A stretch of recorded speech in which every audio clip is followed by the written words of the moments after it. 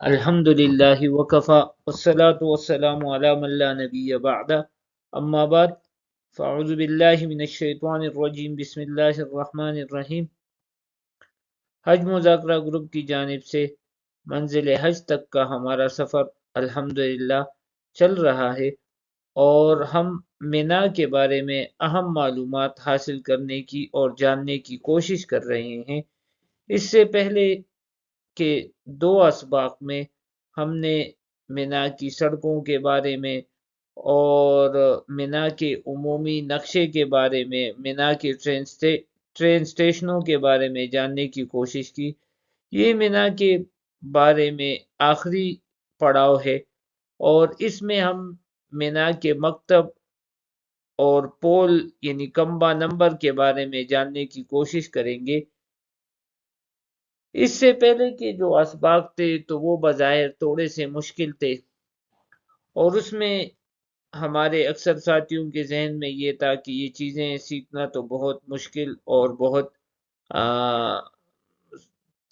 وقت طلب ہے اور ہمارے ذہن میں کچھ باتیں نہیں بھی آئیں گی، تو اس کے بارے میں بار بار عرض کر رہا ہوں کہ انشاءاللہ ایسے کوئی مسئلہ نہیں ہوگا اور ہمارے زوم سیشن میں ہم ویڈیوز کی ذریعے سے آپ کو انشاءاللہ یہ باتیں سمجھانے کی کوشش کریں گے۔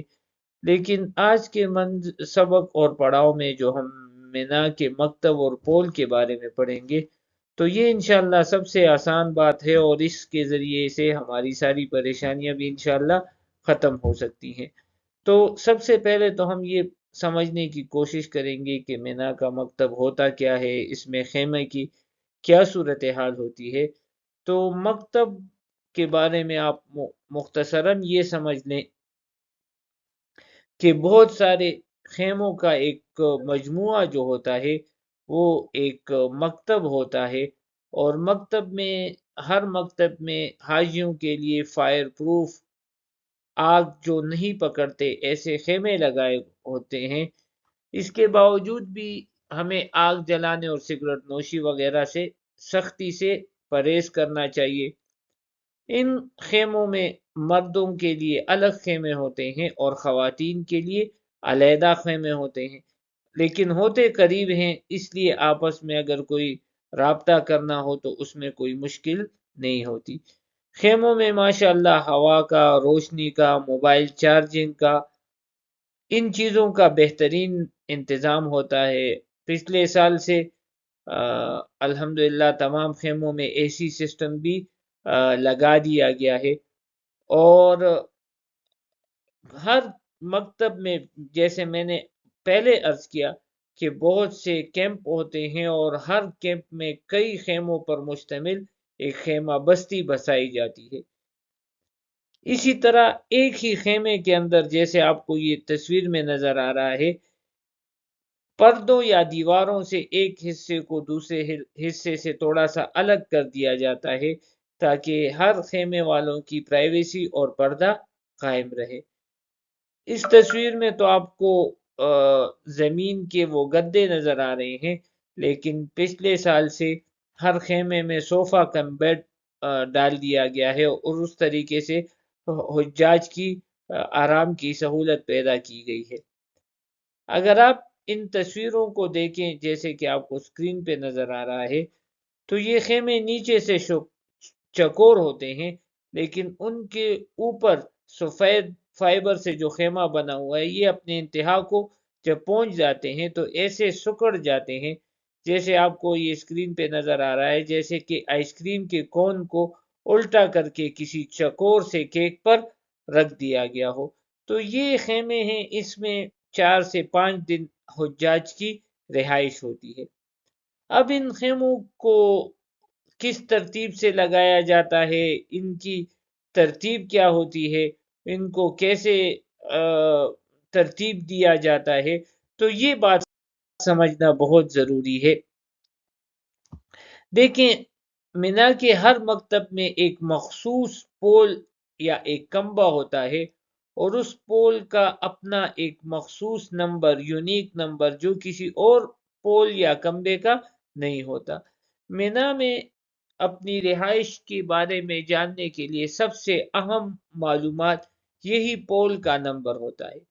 سعودی نقشہ جو مکتب کی بنیاد پر وہ نہیں بنایا جاتا، اور نہ مکتب کی بنیاد پر ہم اپنی جگہ آسانی سے تلاش کر سکتے ہیں، بلکہ یہ پورے مینا کا نقشہ اس کی ترتیب پول نمبر کی بنیاد پر مرتب کی جاتی ہے۔ مینا میں خدا نخواستہ اگر ہم کہیں گم ہو جائیں اور ہم کسی شرطا یعنی پولیس والے سے یا جو اور خدام ہوتے ہیں ان سے اگر ہم اپنا مکتب نمبر یا مکتب کا نام کہہ کر اپنی جگہ معلوم کرنا چاہیں تو وہ اس طرح آپ کو اپنی جگہ کی طرف رہنمائی نہیں کر سکتے۔ البتہ اگر آپ کو پول نمبر معلوم ہو اور پول نمبر آپ جانتے ہوں تو پول نمبر سے وہ آپ کی مکمل رہنمائی کر سکتا ہے۔ اب اس پول پہ لکھا کیا ہوتا ہے اور اس کا مقصد کیا ہوتا ہے؟ تو جیسے میں نے عرض کیا کہ ہر مکتب کے دروازے پر اس طرح کا ایک پول نصب ہے، اور اس پر ایک لوہے کا ایک بورڈ لگا ہوا ہے، آہنی بورڈ، جس پر آپ کو جیسے اسکرین پہ نظر آ رہا ہے ایک خیمے کا نشان بنا ہوا ہے، اور اس کے اوپر ایک نمبر درج ہے۔ تو اوپر کا جو نمبر ہے یہ جو 44 آپ کو نظر آ رہا ہے یہ اصل میں اسی پول کا نمبر ہے، اور اس کے نیچے جو نمبر ہے یہ سڑک کا نمبر ہے، شاہراہ کا نمبر ہے۔ جیسے کل کے سبق میں ہم نے جانا کہ 7 اہم سڑکیں ہیں اور ہر سڑک کی دوسرے سے وہ فرق جو ہے جو دو ڈیجٹ کا نمبر ہوتا ہے تو یہ بڑی شاہراہ کا نمبر ہے، تو گویا یہ بڑی شاہراہ کا نمبر ہے۔ ٹھیک ہے جی۔ اس کے بعد آپ یہ بھی جان لیں کہ پہلے ان تمام بورڈوں کا رنگ سفید ہوا کرتا تھا، لیکن پچھلے سال سے جب مینا کی تشکیل اور اس کی تقسیم زون کے ذریعے سے کی تو ہر زون کو ایک خاص رنگ الاٹ دیا گیا، اور اس زون میں تمام جتنے بھی کمرے ہیں ان کا رنگ اسی زون کے مطابق بنایا گیا ہے۔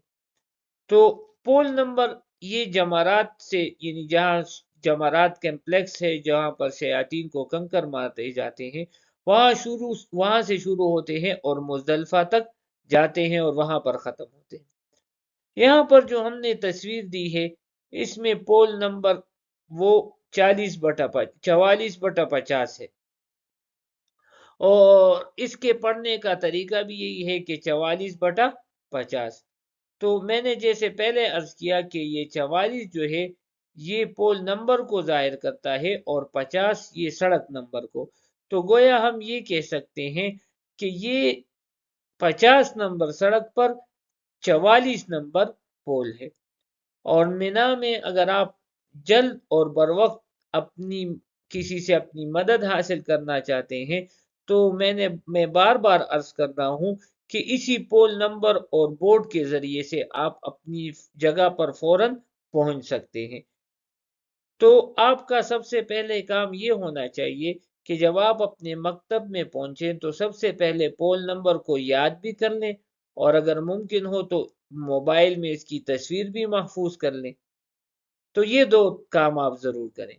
اس کے علاوہ آپ کو جو حکومت کی طرف سے شناختی لاکٹ، کڑا اور بار بار عرض کیا گیا کہ نسخ کارڈ جو آپ کو دیا جاتا ہے تو وہ آپ نے ہر وقت اپنے پاس رکھنا ہے، پہن کے رکھنا ہے، تو اس میں بھی یہ ساری معلومات درج ہوتی ہیں۔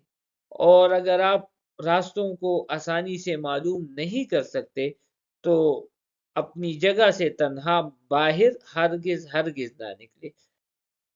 ویسے بھی ہماری شریعت کی تعلیمات میں سے یہ بھی ایک تعلیم ہے کہ اکیلا آدمی کہیں پر نہ جائے، بلکہ کوشش کرے کہ اپنے ساتھ ایک ساتھی کو ضرور لے کر جائے۔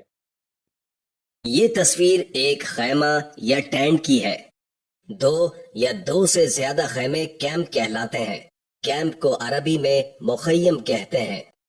2 یا 2 سے زیادہ کیمپس کہلاتے ہیں جن کو عربی میں مخیمات کہا جاتا ہے۔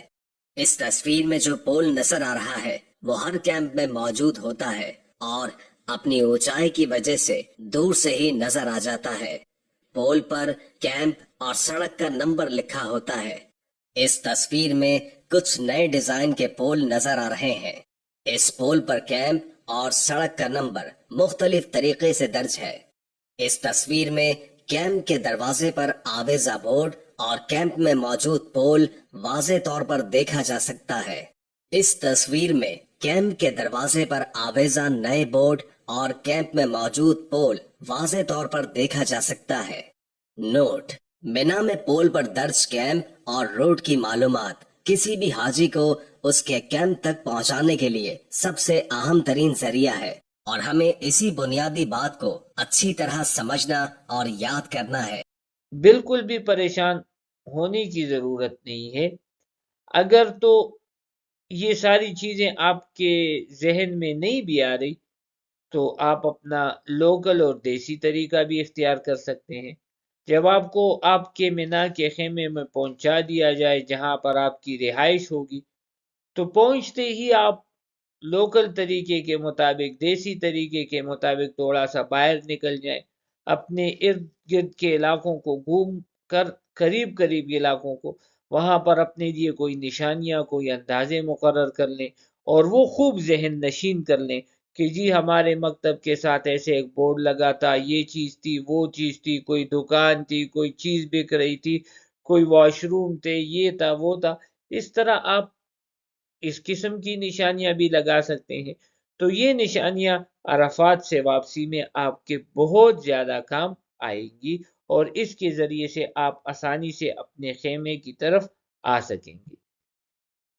اس کے علاوہ یہ بھی ذہن نشین رکھیں کہ حاجیوں کا گم ہونے کا وہ جو دن ہے تو اس کی شرح سب سے زیادہ 10 ذی الحجہ کو ہے۔ 10 ذی الحجہ کو جب حاجی کنکر مارنے کے بعد اپنے خیموں کی طرف آتے ہیں تو اکثر راستہ بھٹک جاتے ہیں، راستہ ان سے گم ہو جاتا ہے، پھر ایک اوپر سے تکن اور اس کے بعد پھر بھوک، تو یہ دونوں چیزیں حاجیوں کے لیے بہت زیادہ مشقت والی ہوتی ہیں۔ تو اس میں پھر میں آخر میں عرض کروں گا کہ یہ پول نمبر اور پول نمبر پر درج معلومات یہ آپ کے لیے بہترین ذریعہ ہوگی اپنی جگہ پہنچنے تک۔ تو اس بنیادی بات کو سمجھ لیں اور یاد رکھ لیں کہ مینا میں ہمارے سب سے کام آنے والی چیز یہی پول نمبر اور اس پر جو درج معلومات ہیں، اس کے ذریعے سے ہم بڑی آسانی سے اپنی جگہ تک پہنچ سکتے ہیں۔ تو بار بار یہی دعا ہے کہ اے اللہ ہمارے سفر کو آسان فرما دیجئے اور ہمیں ہر قسم کی مشکلات اور امتحانوں سے محفوظ فرما لے اور ہمارے ساتھ عافیت کا معاملہ فرمائے، اور اس کے ساتھ ساتھ ہمارے حج کو مبرور اور مقبول بنا دیجئے۔ آمین یا رب العالمین، وآخر دعوانا ان الحمد للہ رب العالمین۔